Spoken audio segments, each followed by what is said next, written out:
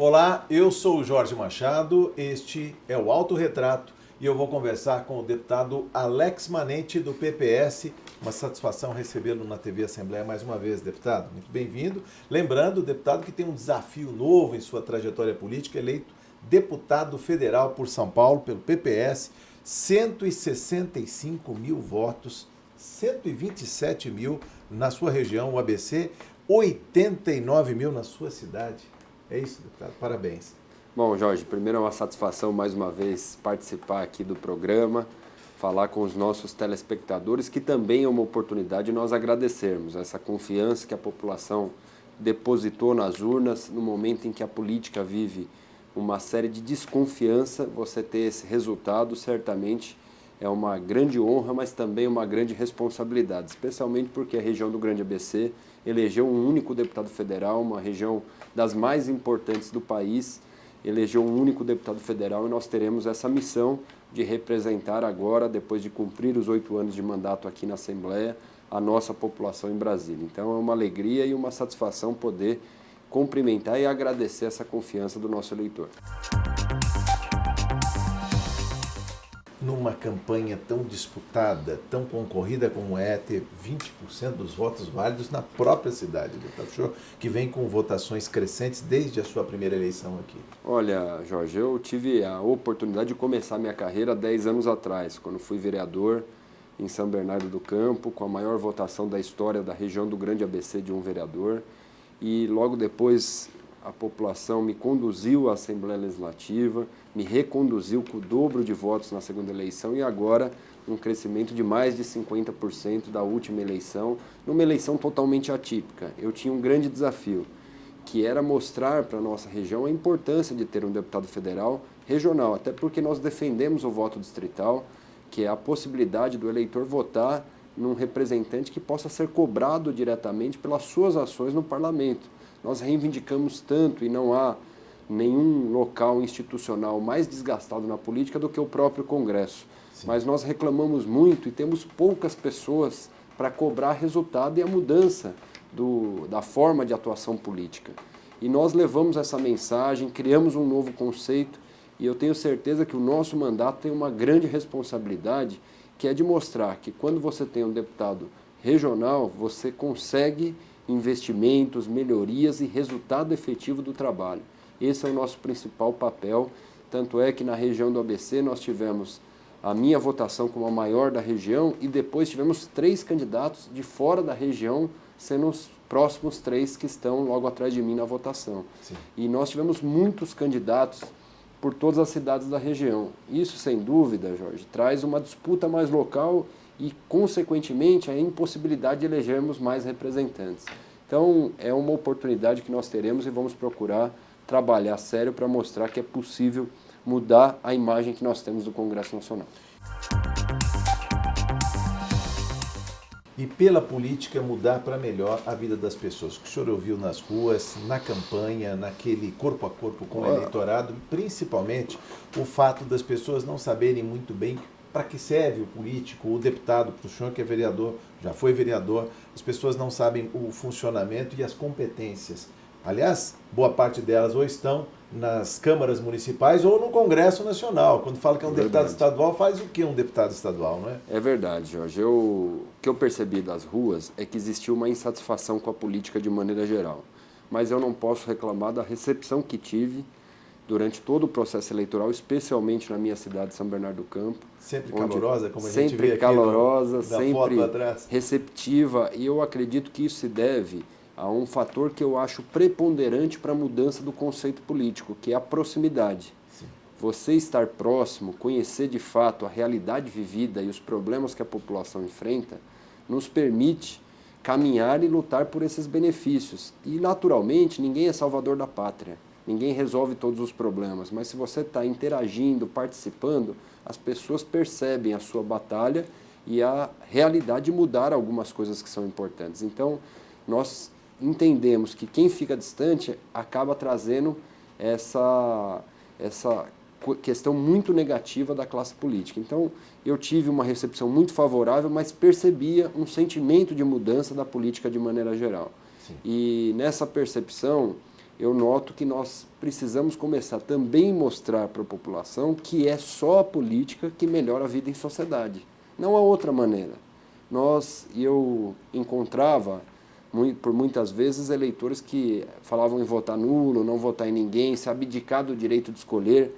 E eu sempre dizia que a coisa mais negativa que há é quando o cidadão de bem se afasta da política. Sim. Quando ele se afasta, é a possibilidade de nós termos representantes que não são aqueles que as pessoas escolhem. Sim. E, naturalmente, nós perdemos a capacidade de melhorar a vida das pessoas. Então, a política é o único local que nós temos para poder mudar a vida em sociedade, melhorar a vida em sociedade.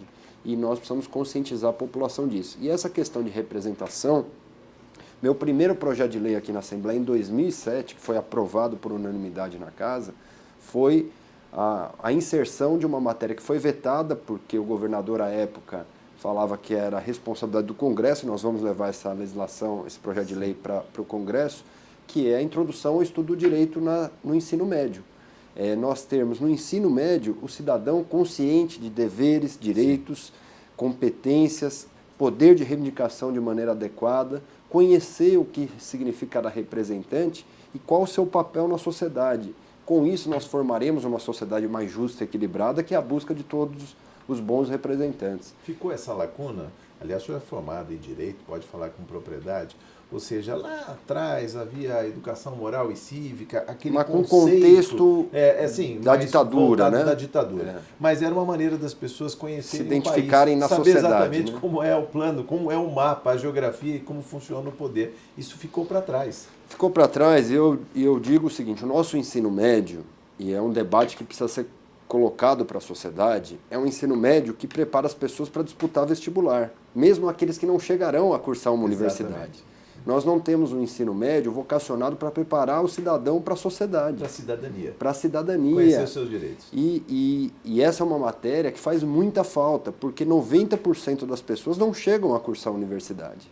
E param ali no ensino médio e aprenderam questões importantes de química, biologia, física, mas nós não damos a oportunidade das pessoas conhecerem suas competências. E por diversas vezes, até porque eu já disputei a prefeitura da cidade, por diversas vezes o que eu notava era que as pessoas cobravam dos parlamentares a obrigação do prefeito. Então nós precisamos começar a identificar até para escolher melhor e não permitir com que representantes que disputam um cargo possam prometer algo que não compete àquele cargo. Sim. Que muitas vezes fica até desleal durante um processo eleitoral. Nós que temos responsabilidade, já tivemos mandato, estamos indo para um novo passo, queremos falar aquilo que é possível fazer. E muitas vezes quem está se aventurando na primeira vez de uma eleição acaba prometendo que não é papel daquele mandato. E isso conflita e confunde a população. Então nós precisamos conscientizar, e essa é uma luta que eu tenho. Sociedade mais preparada são representantes melhores. Sim, mais qualificados para cobrar, inclusive, os seus direitos de cidadão. Qualificam-se para cobrar e escolhem melhor seus representantes.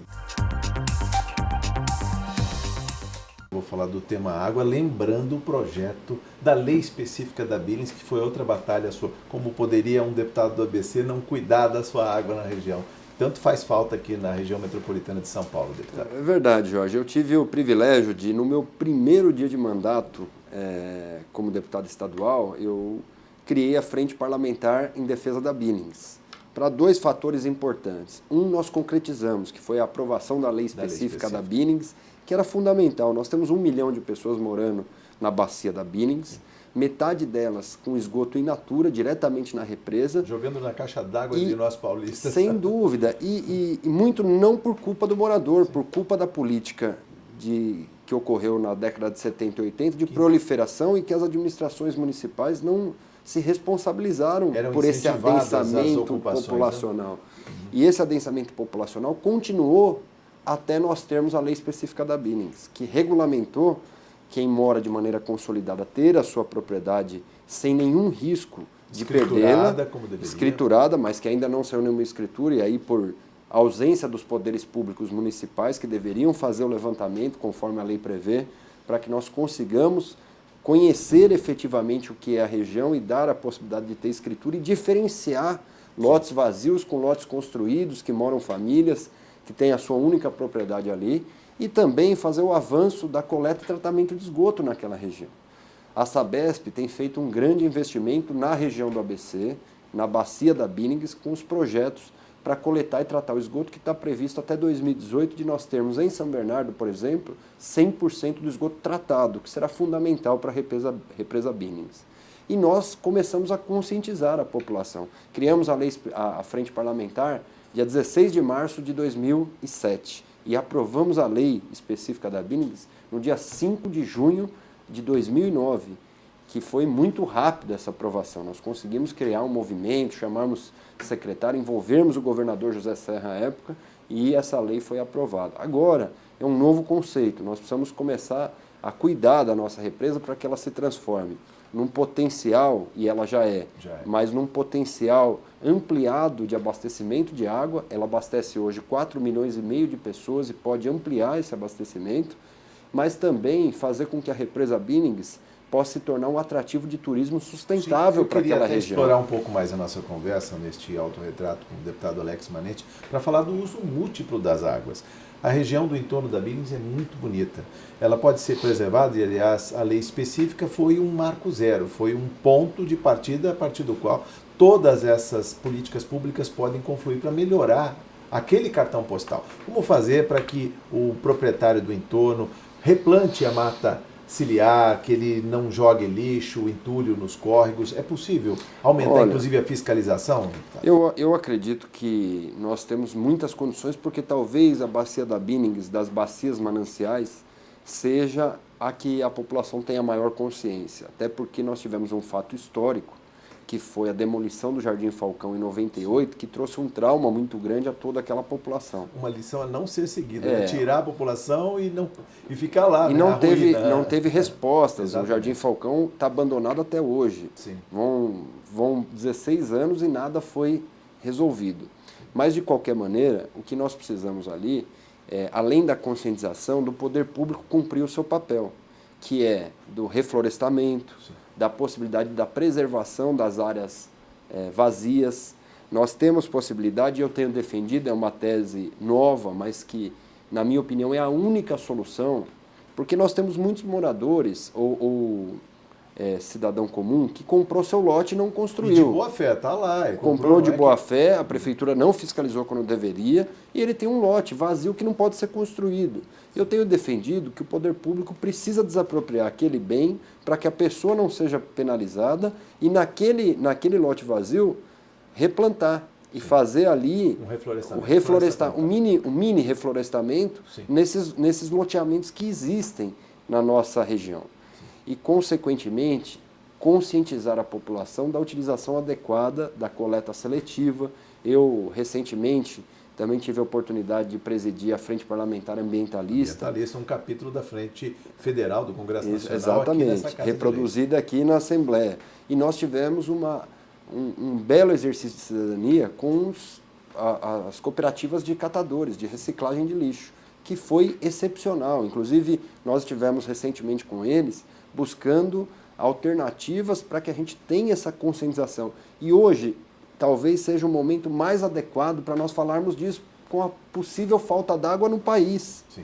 Nós não estamos falando da seca que ocorre apenas em São Paulo, isso ocorre em todo o país, e a tendência é que cada vez mais, com o adensamento industrial, populacional que se criou no mundo, é que as grandes cidades tenham cada vez menos chuvas e que não sejam suficientes para poder suplantar a necessidade de abastecimento. E nós só conseguiremos isso com uma preservação ambiental que, para muita gente, fica como um termo até chato de ser falado, mas que é necessário para a nossa vida no futuro. Eu queria que o senhor falasse um pouco deste exemplo, dessa possibilidade de colocar políticas cruzadas para preservar o meio ambiente, preservar o remanescente da Mata Atlântica, não poluir o ar, não poluir as nossas águas. Veja só, Jorge, nós tivemos o exemplo maior do desmatamento da Amazônia, sim, que foi um exemplo para o Brasil, e durante muitos anos nós tivemos um avanço significativo de desmatamento naquela região. Nos últimos 10 anos isso parou de ocorrer. Por quê? Não é só a fiscalização, porque é difícil a fiscalização conseguir acompanhar tudo isso. É o processo que nós precisamos criar de conscientização das pessoas que ali fazem. de que ali geram uma receita. Cada vez que nós repartirmos mais e tivermos pequenos desmatamentos, pastos, nós vamos melhorar todo o meio ambiente. E a água não foge dessa nossa responsabilidade. A água, o tratamento do resíduo de esgoto sanitário, o tratamento do resíduo sólido, que é um problema. Nós temos diversos, e aqui no estado de São Paulo não é diferente, em várias cidades nós temos aterros sanitários saturados, que geram uma série de problemas ambientais, e nós precisamos buscar alternativas que já existem e tecnologias que já existem nos países desenvolvidos, que é a transformação do lixo em energia.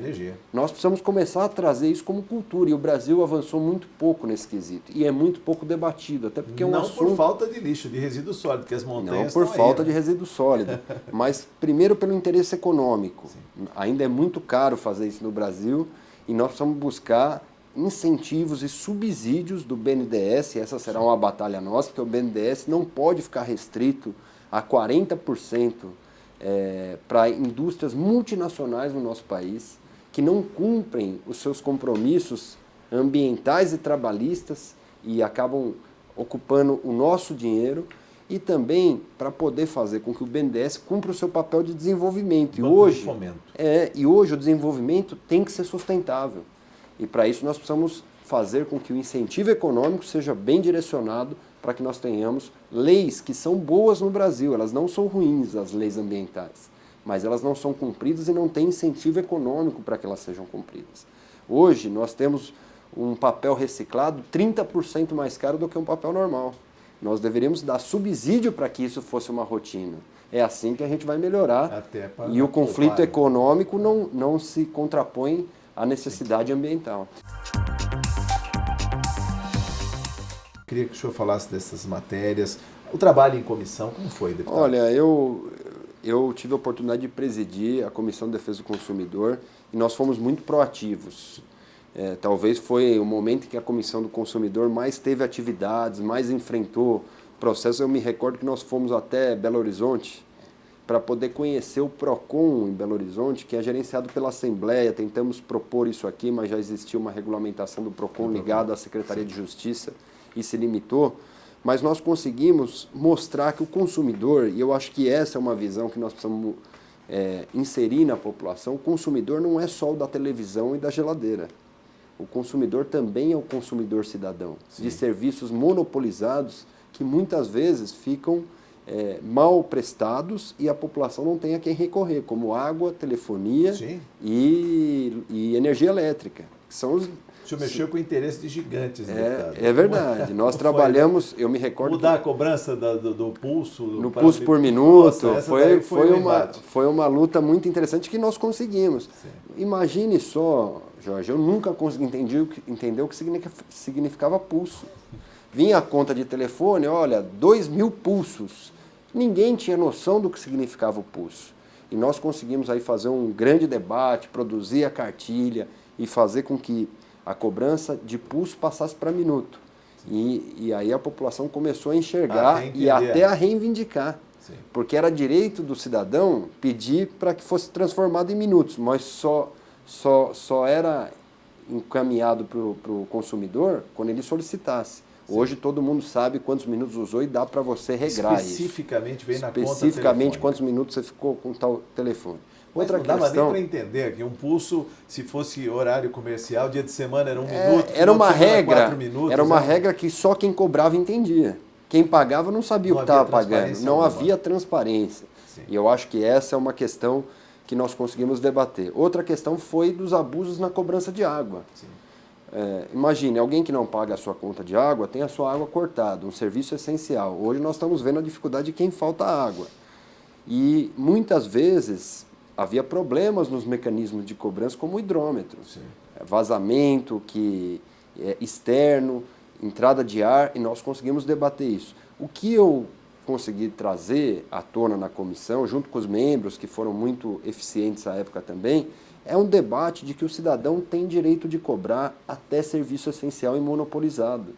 Porque quando é monopolizado, parece que você fica submetido àquela vontade de um serviço essencial. Exato. E hoje o PROCON, eu tive a oportunidade de lutar para levar o PROCON para São Bernardo, no Poupa Tempo, criar uma grande estrutura ali, ele recebe muitas reivindicações desse tipo de consumidor. Eu acho que a televisão, a geladeira, o cidadão está muito consciente que se tiver defeito ele tem como cobrar, mas ainda falta essa consciência de nós fazermos com que o serviço essencial e monopolizado, que é ou gerado pelo Estado ou fiscalizado pelo Estado, possa ser também um instrumento de cobrança do cidadão. A lei, né, de olho nas calorias que obriga as redes de fast food a informarem valores nutritivos dos alimentos e bebidas nos cardápios, deputado. Essa foi aprovada e sancionada, né? Essa foi uma lei que também é outra missão. Lei, vamos dar o nome e sobrenome, Lei 14.677, de dezembro de 2011, deputado. Eu tive a oportunidade de conversar, eu acho que um instrumento do mandato é a possibilidade de você conhecer todos os segmentos, a capacidade de ouvir os técnicos e produzir a norma que possa melhorar a vida das pessoas. Essa foi uma lei que nós criamos baseado em encontros que fizemos com nutricionistas e médicos, pessoas ligadas à área da saúde, que informaram que por conta dos alimentos que cada vez mais são rapidamente ingeridos e também não têm nenhum índice nutricional, nós tínhamos um problema de saúde gerado à frente. Além das crianças que acabam consumindo indevidamente produtos de fast food sem saber ao certo a qualidade daquele produto, nutricionalmente falando, nós também temos uma outra questão, que é a pessoa com hipertensão, Sim. a pessoa com doença, crianças diabetes. Futuros obesos. Crianças futuros obesos, que é um custo para a saúde. Sim. E também as pessoas que têm a doença, que carregam esse tipo de doença, como hipertensão, diabetes, eles não tinham informação dos valores nutricionais de cada alimento. E essa lei foi criada e hoje, se a pessoa for a uma rede de fast food, vou utilizar a mais famosa aqui, o McDonald's, vai ver que em todo cardápio, em todo produto, tem um índice nutricional de cada alimento para que ela possa acompanhar se está comendo adequadamente. Agora é inserir a cultura da população, prestar atenção nisso. Deputado, sobre a extensão da lei antifumo.